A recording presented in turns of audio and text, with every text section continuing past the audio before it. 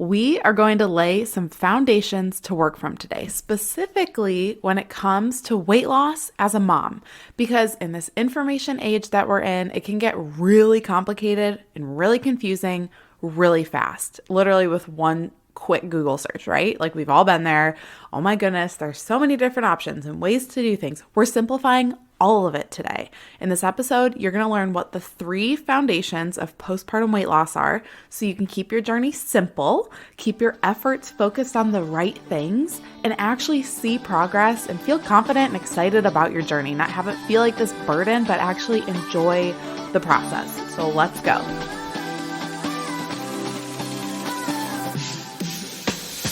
Hey mama, welcome to the Tough Love Mom Podcast. I know you're here because you're ready to get consistent and finally lose that weight, and you're not afraid of a little tough love. You know what to do to lose weight, but following through on those things feels impossible. You wish you could just feel like your strong, confident self again and want to be a good example for your little ones, but you get thrown off by mom guilt and the unpredictability of motherhood. It's frustrating. Taking on your journey postpartum is hard, but it's not impossible. Hey, I'm Liz, and I've been where you are. I gained a lot of weight in my pregnancies, 90 pounds and then 60 pounds. I needed to lose that weight to take control of my health and honestly just wanted to feel like myself again.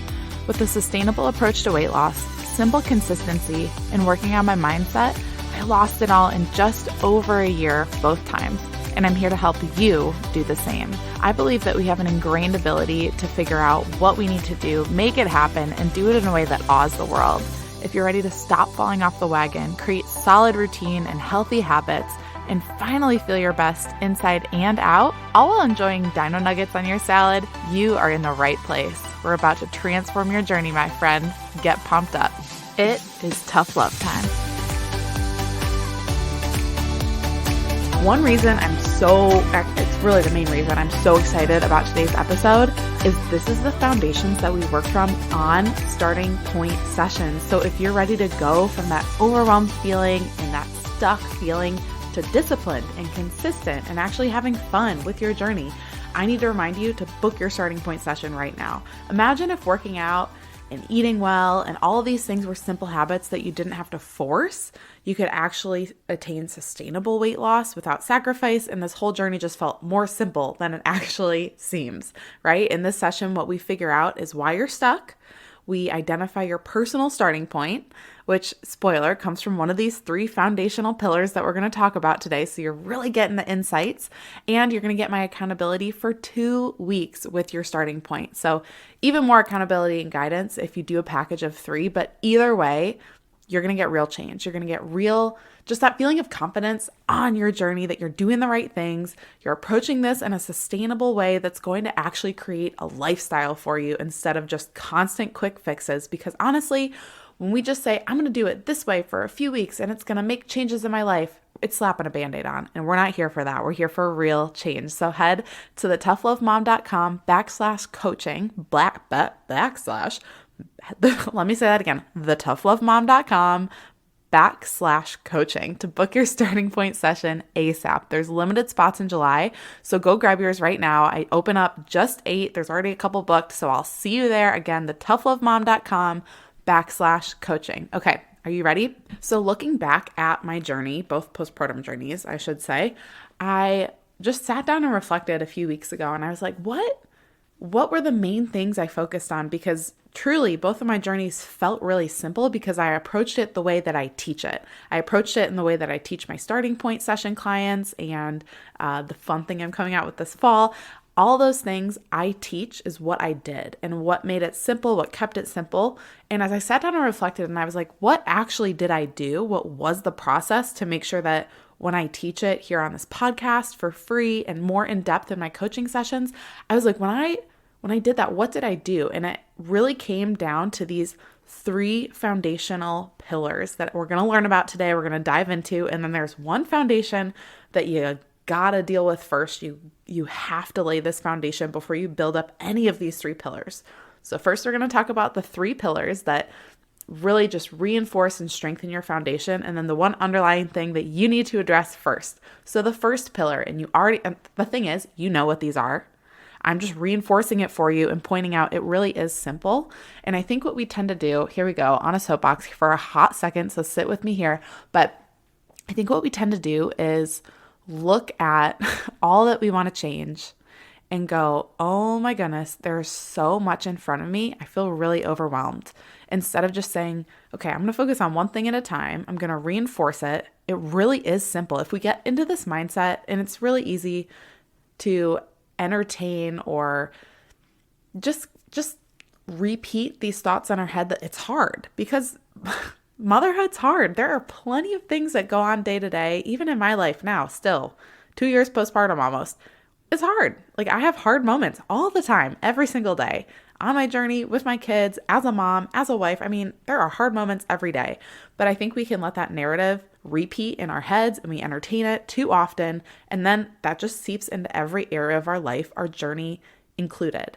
And so what I want these foundational pillars to remind you of today is that it is simple, and we can very easily let that mindset of, and that feeling, not mindset, but just that feeling of it being hard, we can allow that to become a mindset. And when we do things that are simple, things that we know are simple, things that essentially are simple, we start to say, well, okay, if it's simple, then it should be easy, but everything is hard. So even if it's simple and it's supposed to be easy, but my life is hard, it's not simple anymore. And it becomes complicated when really it was always simple. These things are always simple. They don't change. It's kind of like the Lord, right? He never changes. I'm just going to drop that there. But these things never change. They are always simple. We just make them hard because we focus too much on hard. So that being said, what are these pillars? The first one, you already know it.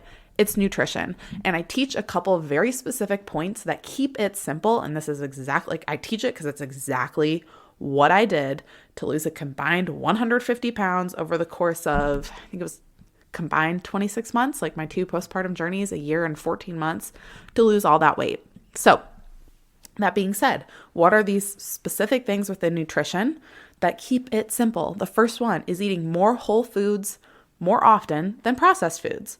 So just take a quick inventory of what you eat day to day and say, okay, am I like 50% whole foods, like things that don't really have a label, and 50% processed foods? If you're 50-50, cool. Next week, shoot for 60-40, just slowly change that ratio.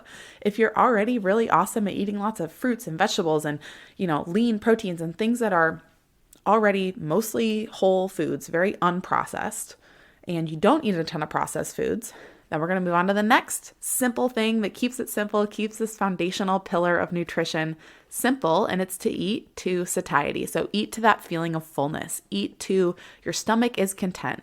And this is hard. This is one that can trip a lot of people up because we've essentially, especially the way that the food industry produces things and fast food and all the stuff that's added into our food, it can make us it like tricks our brain into thinking that we aren't full when we are.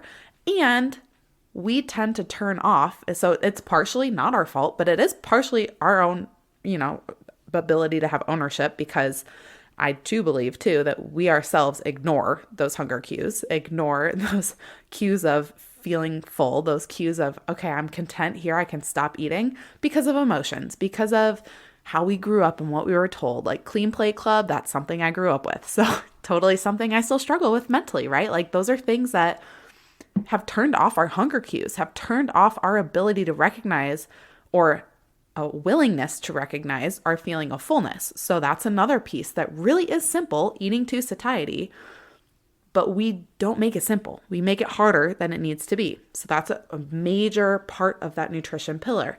And the third part of that nutrition pillar that I love to focus in on is being mindful. A little pun there too. You could say F-U-L-L, like your stomach's full, mindful. I just thought that was fun. Over mindless. Being more mindful than you are mindless. And when I say mindful, instead of emptying your thoughts, turning your brain off and just go into the pantry, just go into the freezer or the fridge and eating, taking a second. And I mean, we don't do this as moms. And I teach this because I have done this so many times and I have to go, whoa, hold up a second, Liz, take a breath and like let yourself stop for 2 seconds, because I don't stop like all day. I'm literally going I'm getting better at this, but a lot of the times I'm go, go, go all day, nonstop. I don't turn my brain off. And that used to trip me up a lot with nutrition, because I just wouldn't turn my brain off. I would just move into the next thing and then eat this thing. And then, oh my gosh, I've eaten half the bag of chips. You just don't realize what's going on because you don't let your brain be a brain. You don't let your brain think. So think, breathe, choose. That's what I love to teach, that TBC. I don't like the word formula, but just TBC. Think, breathe, choose. Okay? Be more mindful over mindless. And I teach this more in depth with each starting point session client, and I'll teach this more in depth with what's coming out this fall. But when you take that second to actually think, take a breath, and then choose what you're going to do next instead of just reacting.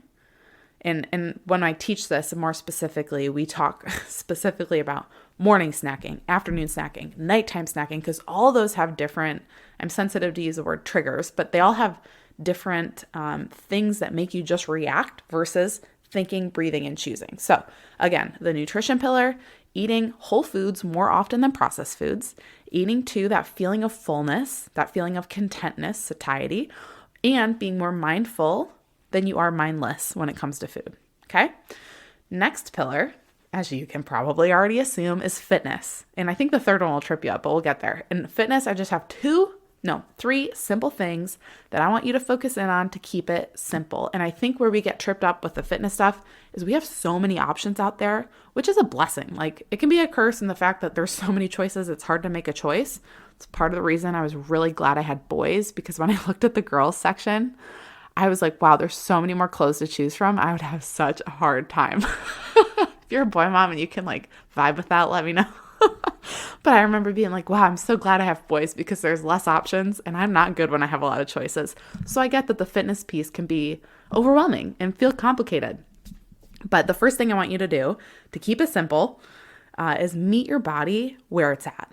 So just be respectful and responsive to where your body's at, because our postpartum journeys, man, I was just thinking about it a few days ago, because I am doing types of push-ups and things with my body that I could not do even like 6 months postpartum from both kids. My body's changed so much over the course of my first 1-2 years postpartum from both boys. I mean, it changes so much. And so you both have to have grace with where you're at if you're early on, and take it slow, not expect too much from yourself before you're physically, it can take up to 18 months for our bodies to completely heal from pregnancy and birth. 18 months. That's a year and a half for those of you who don't like math. That's a long time. I just got past that not too long ago. Earlier this year, we hit the 18-month mark. So just wrap your mind around that. It can take up to 18 months for your body to heal. So really, you shouldn't expect to feel back to your strength and endurance that you had before having kids for like 18 months. Give yourself some time, okay? So you do need to meet your body where it's at. And in the same breath, giving your body grace earlier on and not being too intense too fast, because you could get hurt. You could actually slow your progress down, is when you get further along, challenge yourself. Step up, like do harder workouts. Do longer workouts. Just challenge yourself. Don't stay status quo, because that's my water. Don't stay status quo, because that's when you get bored. That's when you get frustrated. That's when you plateau. Change it up. Meet your body where it's at. Be responsive to what you actually enjoy. That's another piece, but meet your body where it's at. And I tell so many moms, if you are like right back to working out 6 weeks postpartum, please do I don't care where it comes from, but do some 4th trimester specific work. Make sure to advocate for yourself to get to a pelvic floor physical therapist. Even if you had a perfect birth with no issues, you still need to go. It is still a trauma to your pelvic floor. Carrying a baby for 9 months, giving birth, no matter how you give birth, you have to do that. And you have to start restoring. I think restoration is the word you need to focus on early on. But even as you progress, you will gain strength. You will gain muscle back and strength and endurance and feel better, but you have to be responsive to where you're at on your journey as you go. No matter when you start, no matter how long it takes, you have to meet your body where it's at. Okay, I went way too long on that one. Fitness, another piece of it.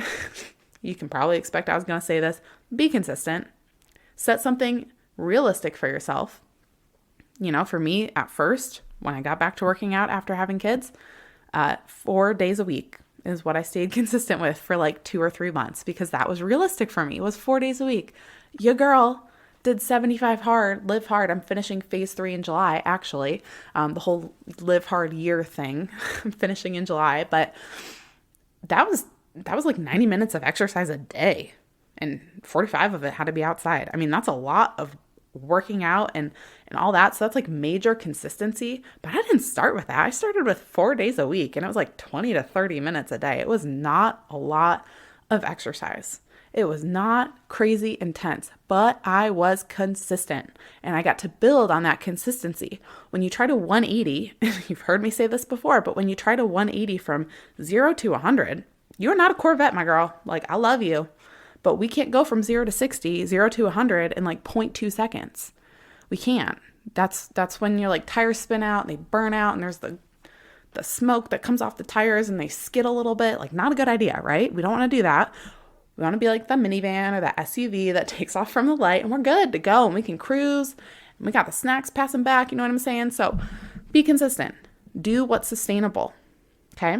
You can build on it. If you start small, you get to build on it.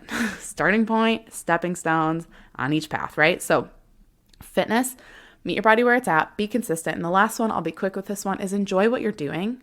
This will change season to season. It will. Like, at first, it's going to be mentally hard to get back to any type of workout. It was for me. And personally, I deem myself like the queen of consistency when it comes to working out. I love working out. It was hard. I did not want to work out the first few times I did. First few weeks, honestly.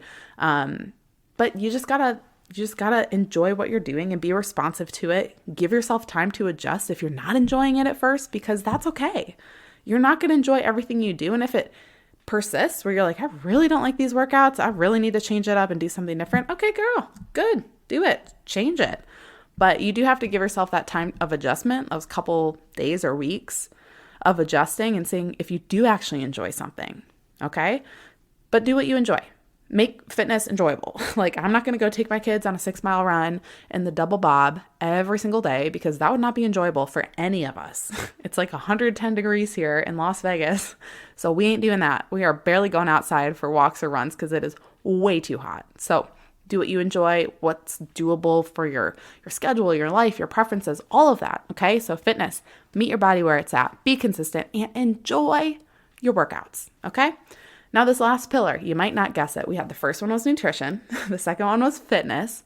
And this third pillar, and again, it's for postpartum weight loss. So what's important for weight loss?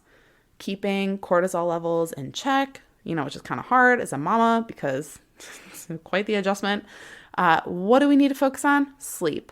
And you're probably rolling your eyes at me right now. I can take it. Roll them all the way back in your head. I can take it. Okay, sleep is very important for weight loss, because if our sleep is off, our hormones get really thrown off, and boom, like it also can throw you off mentally. You're more agitated, you're more impulsive. So sleep affects a lot of things. And I know, because my second didn't sleep for a whole year through the night, I know we're not in control of it. But it is a pillar of this foundations for postpartum weight loss. And it might be the last one you work on. It might be the last one you can hone in on, and that's okay. It was the last one I could hone in on, to be honest. And right now, just full transparency, my sleep habits are not the best because I'm still recovering from that 3-hour time change from Hawaii. So total transparency. Sleep is the hardest one to reinforce, to build up, but it is a foundational pillar for postpartum weight loss, period. Fight me on it. Don't. But it really is important. So the best way to approach this, again, we're going to talk about something real quick after this sleep pillar that will put you more at ease with how to approach this, because you might be starting to feel overwhelmed, but just take a deep breath. We will get there. We will get through it. Sleep, baby step. So I do want, I always tell mamas, wait to address this piece, wait to address getting up earlier until your little one's sleeping through the night. Like, what's the point of trying to get up at 5 a.m. if you're still waking up even just twice or once? Why do you want to do that to yourself? You get to bed at 10 finally, and that's, early for some of us. You get to bed at 10, your baby's waking up at like midnight, let's say, and maybe even 3 a.m. and you're trying to get up at 5, girl, you're getting maybe 4 hours of sleep. It's broken up. That's exhausting. You should not be focusing on getting up before your kids, trying to be an early riser if you don't have to be, if you're still waking up like that at night. So again, this is probably the last pillar that we're going to focus in on. But when you do get to focus in on it, the 2 things I teach that are key and simple, again, that keep it simple, is baby stepping it backwards. So a lot of moms, once they kind of get other things down, nutrition's feeling a little better, more consistent with workouts, and they're like, okay, I want to get into a better routine. And often our routine is dictated by our sleep. Our routine is dictated by how we start our day. And if you're starting your day on your own accord, you're starting your day dictated by you because no one else is up and demanding things of you yet. That feels a lot different than if you're starting your day by hearing a kid crying for mom, right? Way different feeling. Been in both places for very long amounts of time. So I get it. But when you do get to the point where you can start focusing on that, and if you do want to start getting up earlier, not telling you have to be a morning person, but it does help you establish routine for your day if you can. You want to baby step your wake up time and your going to sleep time, your bedtime. Talking about bedtime for adults, it always cracks me up. But you want to baby step those backwards. You know, going from being a 7:30 a.m. riser with your kids being your alarm clock to trying to get up at 5 a.m. the next day, you're going to struggle. It might work for a few days. You're going to fall off and get frustrated. Like I guarantee it, your body is not wired to be able to do that. And those of you that have to do that kind of thing, have to change and mess with your circadian rhythms because of your job, I don't know how you do it. I truly don't. It amazes me. And I have so much respect for you. And I also have so much, I don't know if empathy is the word, like my heart breaks for you because it just got to be exhausting. So those of you that do that, major props. Hopefully there comes a day where you don't have to do that. But when it comes to trying to wake up earlier, you have to baby step it backwards. It's like anything else in your journey. If you try to 180 how you're doing stuff and just completely change it, you're going to struggle. You're going to fall off, and falling off is frustrating no matter who you are. No matter who you are. So baby step it backwards. I recommend 10 to 15 minute increments. And honestly, for me, getting up earlier consistently takes a couple months. Going from like 7, 8, my kids usually wake up by 6:37. So if I'm being generous, 7 a.m. wake ups to getting up at like 5:30 takes for me now only about a month.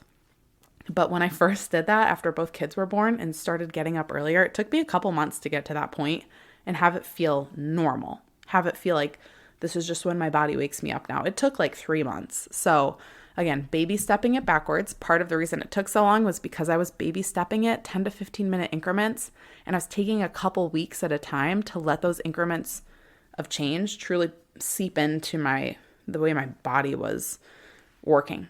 And the next piece for sleep that is important and keeps it simple is regularity.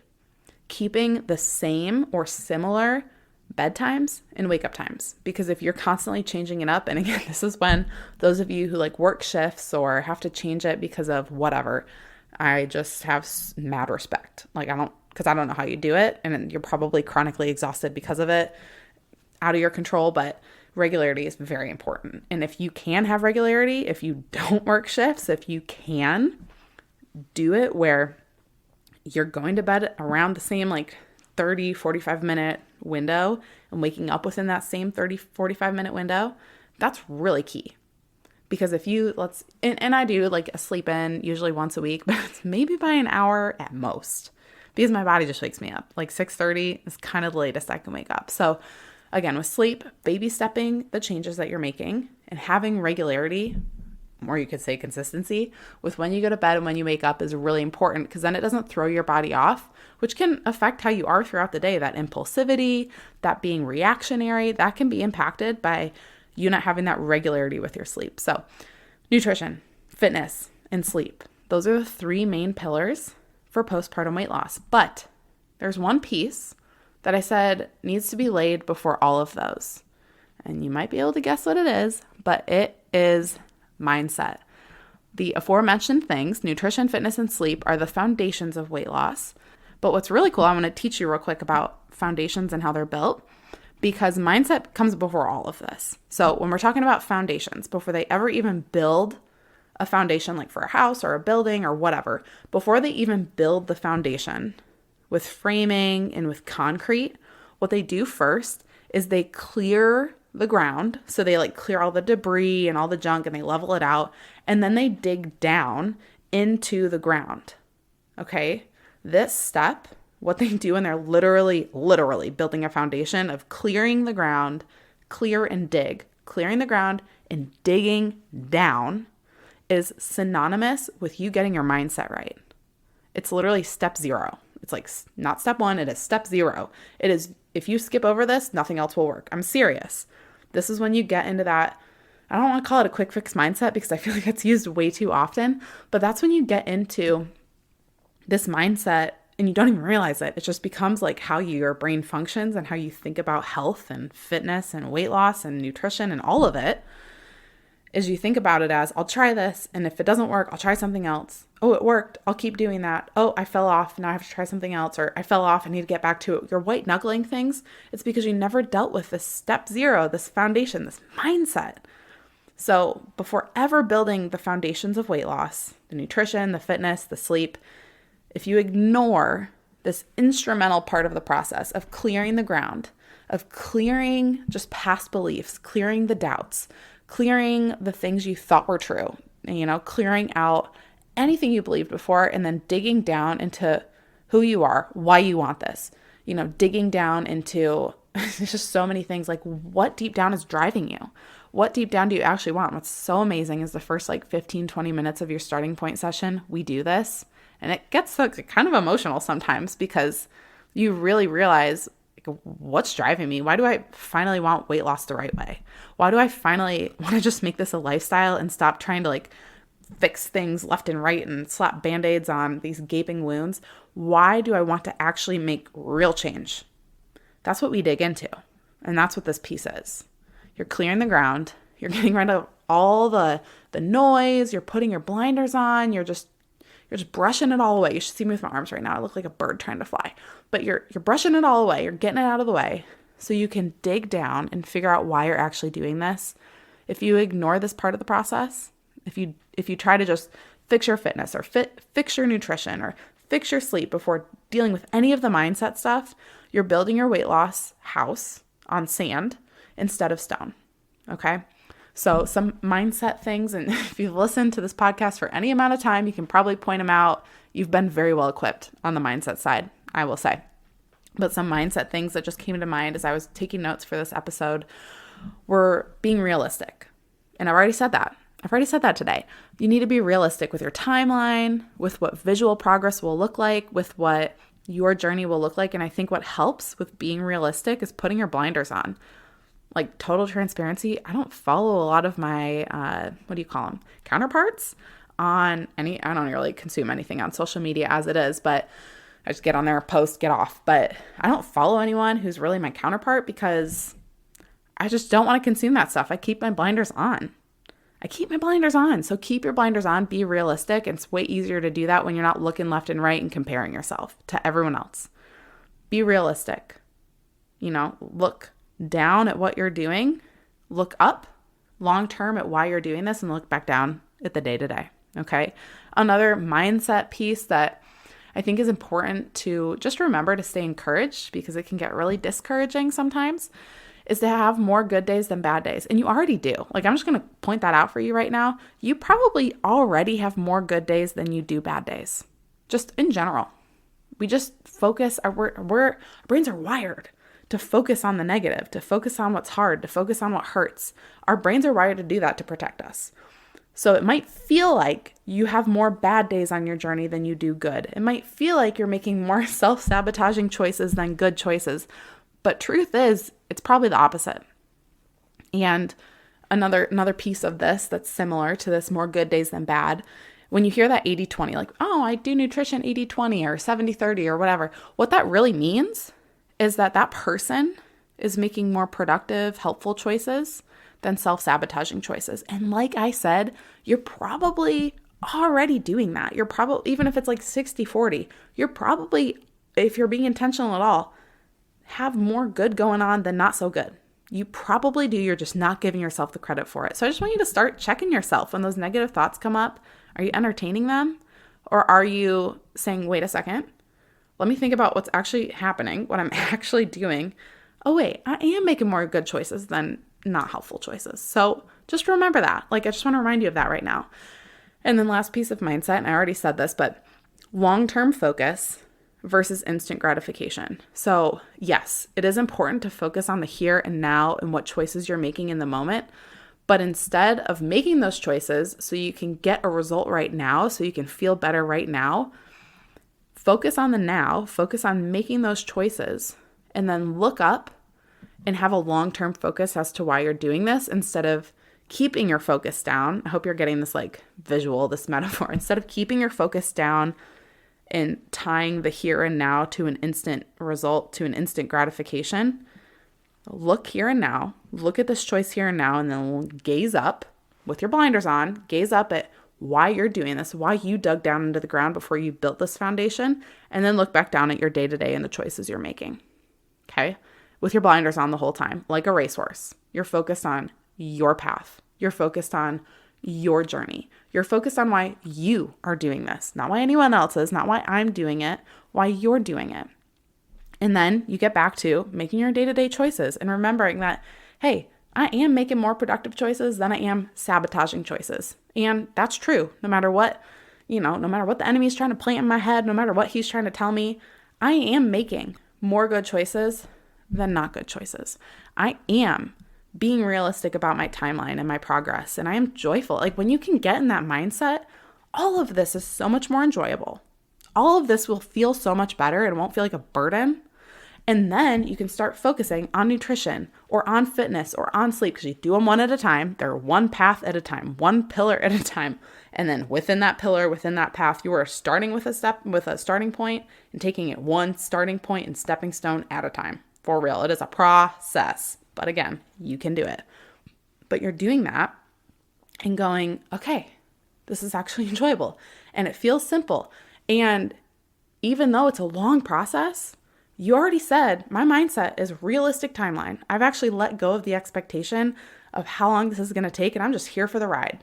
You're already in that mindset, so it makes building these pillars so much easier. And that's where simple meets easy.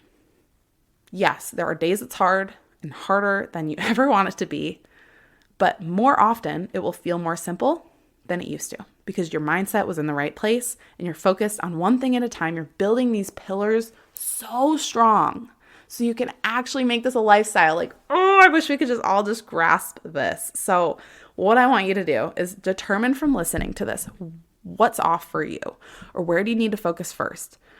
What one piece of this foundation can you focus in on? Is it fitness? Is it nutrition? Is it your sleep? Where are you going to focus?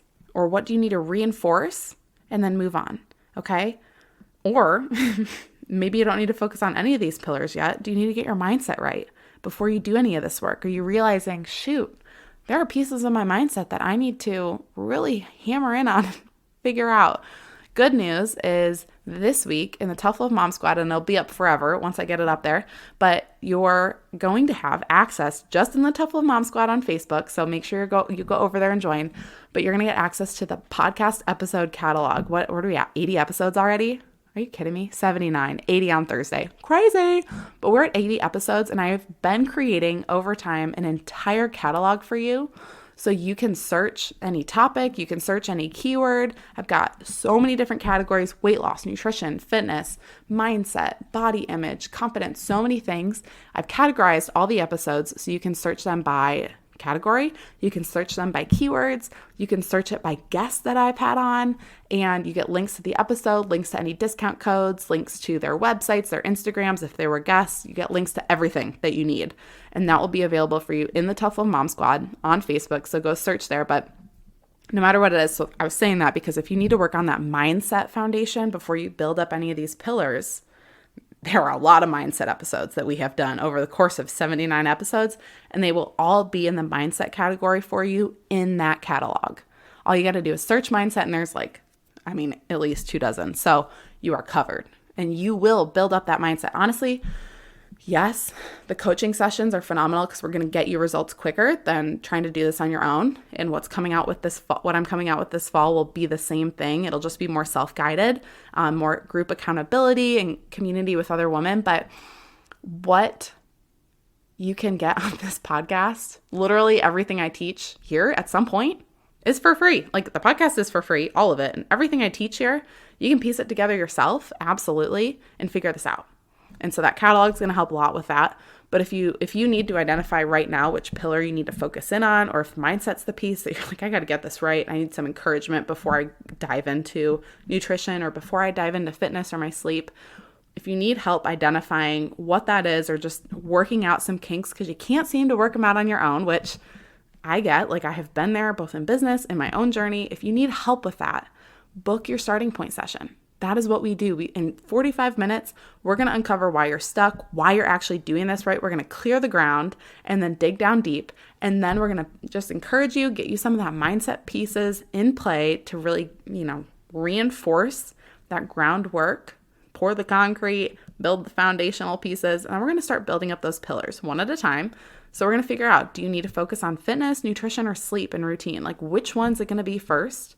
And we're going to keep it simple. You're going to get your starting point. You're going to get accountability from me. And I'm going to keep you focused on the right things in the right order so your foundation is solid. So solid. I cannot wait. Again, go to thetoughlovemom.com/coaching to get one of those sessions right now. Get on my books in July. Don't have a lot of spots open because it's a family month, but I have some spots open for you. So go grab one and I cannot wait to work with you. Go build that foundation, sister. Like you are capable. Clear the ground, get that mindset right, get your mindset strong. Again, so much on the podcast already for you in that area. And then let's start building up those foundational pillars because that is how you make change. And it can be simple. Ooh, it can. And I want it to be simple for all moms. It's not going to be easy. That's why I'm the Tough Love Mom, because I'm here to encourage you and spur you on and point out that, there's going to be hard moments. It's going to stink sometimes.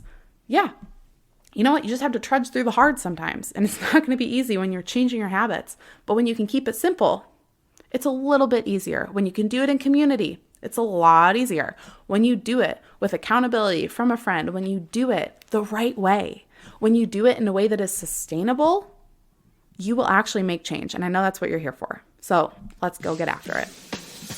Before you go, thank you for spending this time with me on the Tough Love Mom podcast. If this episode encouraged you in any way, the number one way you can thank me is to leave a review letting me know how this show has impacted you. Then send this episode to another mom friend or take a screenshot, post it on social media, and tag me so I can personally thank you for helping me on this journey to impact thousands of moms. I'm so grateful to be on this journey with you, sister. Until next time, get after it.